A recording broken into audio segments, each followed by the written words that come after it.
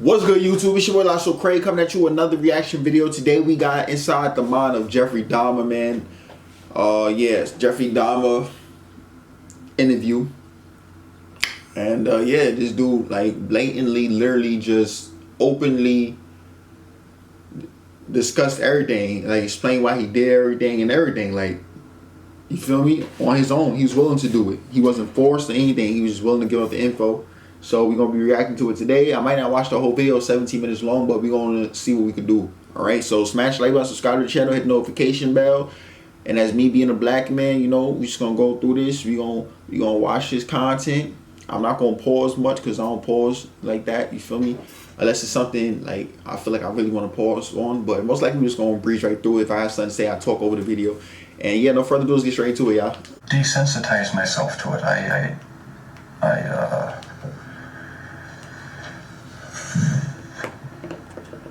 I don't know, I went to great lengths. He is pure evil, but you never know it by looking at him. But when you hear him, that's another story. His killing field was Milwaukee, and he got away with murder for more than a decade. But how did any of this happen? First time ever? Nancy What? How you get away with murder for over 12 years? Opposite Jeffrey Dahmer for this interview, I wonder. That's why he felt invincible. That's why he felt like he could keep killing. He got away with it so long. The nigga felt like was that he was very a god. He volunteered details that may be difficult to hear. I began by asking what he wanted from the men he picked up. I had these obsessive desires and thoughts wanting to control them, to, I don't know how to put it, possess them permanently. And that's why you killed them? Right. Not because I was angry with them, not because I hated them, but because I wanted to keep them with me. So he wasn't racist. And he wasn't racist. And it wasn't just black people he killed. He killed some other races that wasn't black. Body parts such as skulls and skeletons. Jeffrey Dahmer is recalling his monstrous past. That's fucking crazy. Almost 2 years ago in this little he killed more black Milwaukee, people. Police discovered the grisly remnants of one of the most horrible crime sprees in American history. Jeffrey Dahmer, an unassuming chocolate factory worker, would eventually confess that he had seduced, murdered, and dismembered 17 young men. That's fucking nuts. He even ate some of his victims' body parts. Wow. He instantly became the center of worldwide media attention. A serial killer unmasked. Yeah, that's fucking crazy. And press conferences in Milwaukee as people try to understand how this could have happened in their midst. How did Jeffrey Dahmer get away with murder after murder for 13 years? Exactly. How did a boy born into a hard-working middle-class family turn into the worst? And it's crazy because he was in a poor neighborhood, like that was dominantly with African American people. So him being white in a black neighborhood, a low-income neighborhood, that's mad weird. Like whenever you see a white male in the hood, that shit weird. You either think they're a cop, like you're like, yeah, that's a cop. You feel me? Like, what are you doing in that neighborhood? You feel me? Like, it don't even seem right. He would have raised suspicion from the go. You feel me? Like, just an object for pleasure instead of a living, breathing human being. It seems to make it easier to do things you shouldn't do. The reason why Jeffrey Dahmer was able to get away with his crimes was because of just what you are seeing here. Jeffrey Dahmer is intelligent and articulate. That is what makes him so frightening. But if you listen carefully to his words throughout this interview, you realize it is a thin disguise. You do sound, though, like the kind of person who could have said to himself, when you call the cops, they're supposed to come.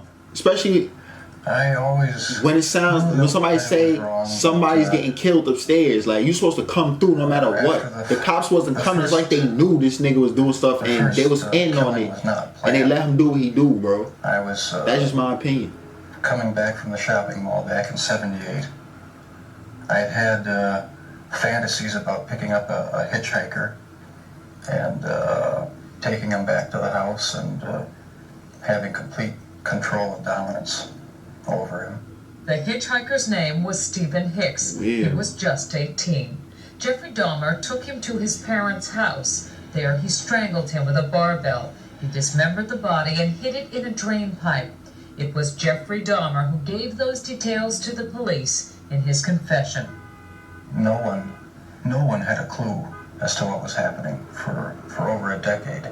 During that time, Jeffrey Dahmer joined the army and was sent to Germany. He was eventually discharged for a drinking problem and returned to Ohio. 9 years after Stephen Hicks' murder, the killing began again. What happened to you in the 9 years this nigga really got away with murder, that bro? you were able to stop? The fuck? That you were able to control yourself? It just wasn't an opportunity to fully express what I wanted to do. There was just not the physical opportunity to do it then. And I started, when I moved to Milwaukee in '81, I started reading pornography, going to the bookstores. Eventually that led to frequenting the gay bars. And then one time I brought this young man back to the hotel room, the Ambassador Hotel. Was just planning on drugging him and spending the night with him. I had no intention of hurting him.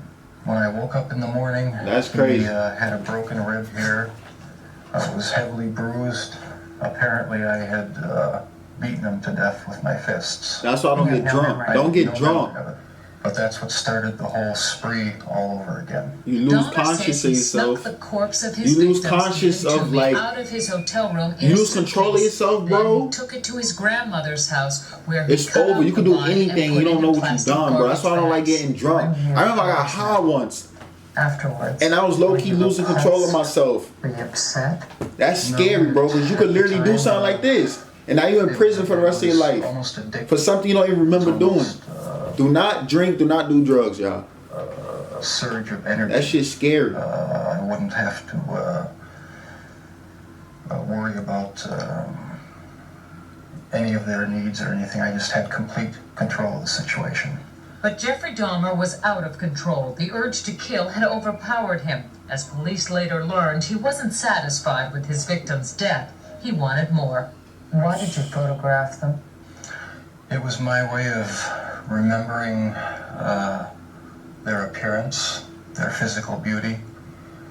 I also wanted to keep something. If I couldn't keep them there with me whole, at least I felt that I could keep their skeletons.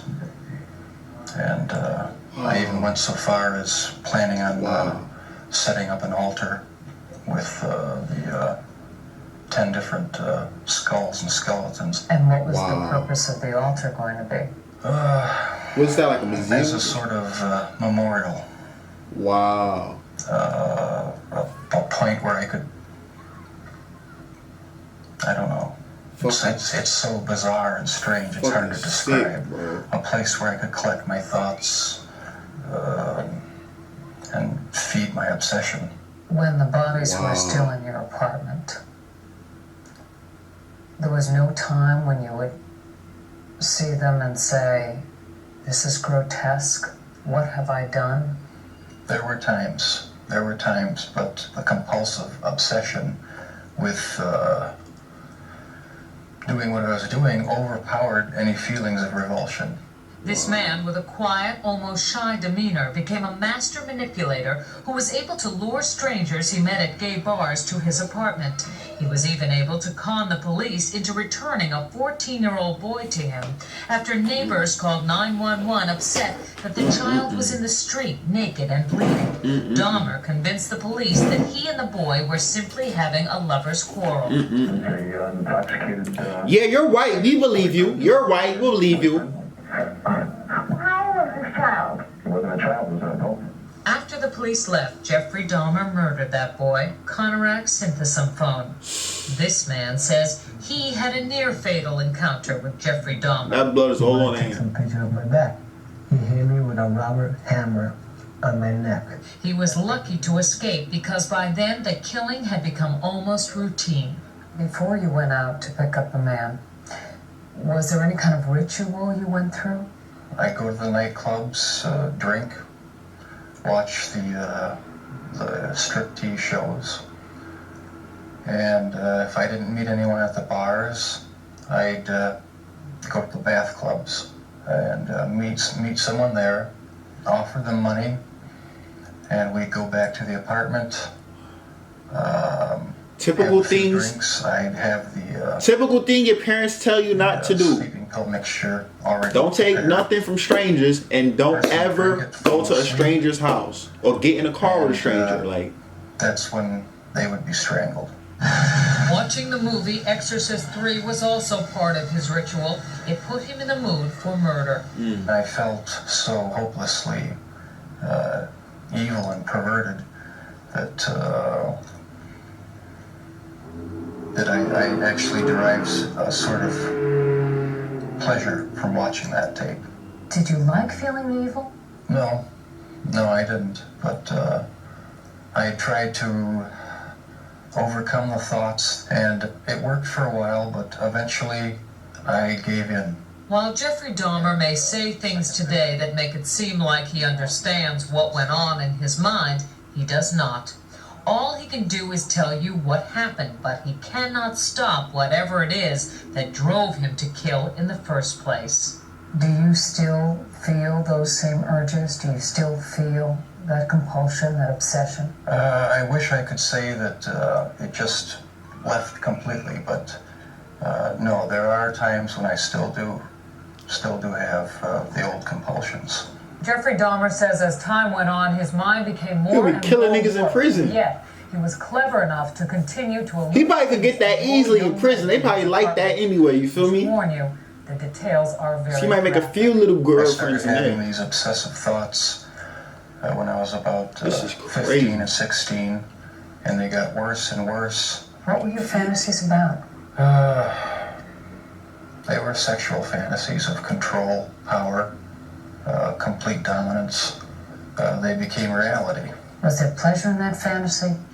There was excitement, fear, pleasure, all mixed together. Jeffrey Dahmer fulfilled his fantasies by murdering and dismembering 17 young men. In time, his desires became more extreme, his deeds more grotesque. Listen to him talk about the most unnatural things in the most matter-of-fact of ways. That's when you realize that none of it has touched him. I was branching out. That's when the cannibalism started. Eating of the heart. Yo. And the arm muscle. It was a way of making me feel that they were a part of me. At first it was just curiosity, and then it became compulsive. Then I tried to keep the person alive by inducing a zombie-like state. By injecting first dilute acid solution into their brain or hot water, and it never did completely work. Could someone like you be stopped? Could you be helped? No, I was... He could be stopped, alright. 6 feet under. He could be stopped, that's for sure. Going with this compulsion. That's for was sure. The only thing that gave me any This nigga's psycho. satisfaction. He became so warped by his evil impulses that he even took a victim's head with him to work at the Ambrosia Chocolate Factory. I kept the mummified head and skull of one of the victims in a carrying case in my locker at work. Were you almost flaunting it? Yes, but that's how strong the compulsion was. That's how bizarre the desire was. I wanted to keep something of the person with me. Jeffrey Dahmer. Because you lonely, you get no pussy. That's why. That's why, nigga. Drinking heavily as a teenager, dropped out of college. That's the answer to why he did what he did. He get no pussy. He was alone. Disorderly conduct. If you can't get females, you have to go to the man. 13-year-old boy. Tragically, one of his murder victims would be that boy's brother. Do you know what started it? Was there any kind of incident that you can remember? To this day, I don't know what started it. And the person to blame is sitting right across from you. That's the only person Yeah, you. Not parents, not society, not pornography. I mean, those are just excuses. His macabre 13-year crime spree finally ended when this man, Tracy Edwards, brought the police to the infamous apartment. Like the others, he had gone there with the promise of money. He was listening to my heart, because at a point he told me he was going to eat my heart at that point. I hit him, and I ran. What was the turning point for you that made you suddenly realize that you had done something terribly wrong? Fuck you, lucky bastard, I wanted you. Fuck you. It was the night of the arrest. I have no memory of what happened during the 6 hours before the last victim ran out of the apartment. So you probably possessed him. And the police were there with the last victim. They asked me where the key was to the handcuffs. My mind was in a haze. I sort of pointed to the bedroom, and that's where they found the pictures. And they yelled, "Cuff him." And I was handcuffed, and it was just the realization that there was no point. If he didn't have pictures, he would have never been caught. He shouldn't have had pictures anymore. The best route was to help the police identify all the victims and just make a complete confession. When it was revealed that most of the victims were black or homosexual, people in Milwaukee were incensed. Many felt that was why he went after them and why the police didn't seem to care when their families reported them missing. 10 of your 17 victims were black.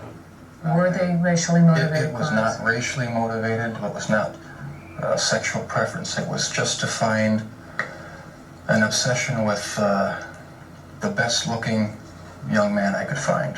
While you just heard him say that his sexual preference had nothing to do with the killings, he has not come to terms with his homosexuality. Never understood it. There was no use trying to fight it because I couldn't rid myself of it. It was too powerful and persistent. Do you dislike it? Yes, it's caused a lot of problems for me. A lot of conflicts and unanswered questions.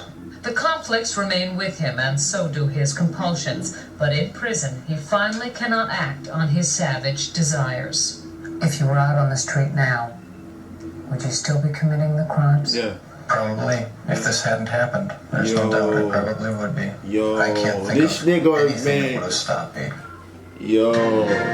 Yo, that shit crazy, bro. I wasn't even gonna watch the whole video, but that shit had me locked in. Like, that was crazy, y'all.